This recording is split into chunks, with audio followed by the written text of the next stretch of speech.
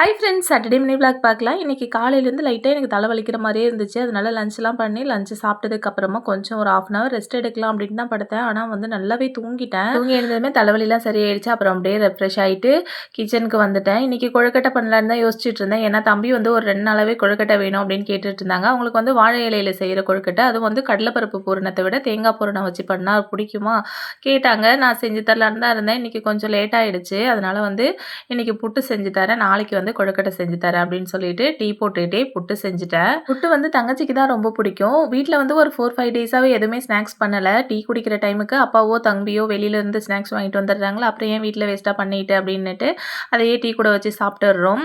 வீட்டில் வந்து வாழை மர தார் போட்டிருக்கு, அதில் ஒரு வாழைப்பூ இருக்குது. நானும் ரொம்ப நாளாக அதை பறித்து வந்து வாழைப்பூ வடை பண்ணலாம் அப்படின்னு தான் யோசிச்சுட்டு இருக்கேன். அது கொஞ்சம் ஃப்ரீயாக இருக்கப்போ தான் பறித்து க்ளீன் பண்ணி வைக்கணும். அப்புறம் பாப்பாவுக்கு வந்து புட்டு வேணான்னு சொல்லிட்டாங்களா, அதனால வந்து பாப்பாவுக்கு பால் காய்ச்சி கொடுத்துட்டு கொஞ்சம் நட்ஸு சாப்பிட கொடுத்துட்டேன்.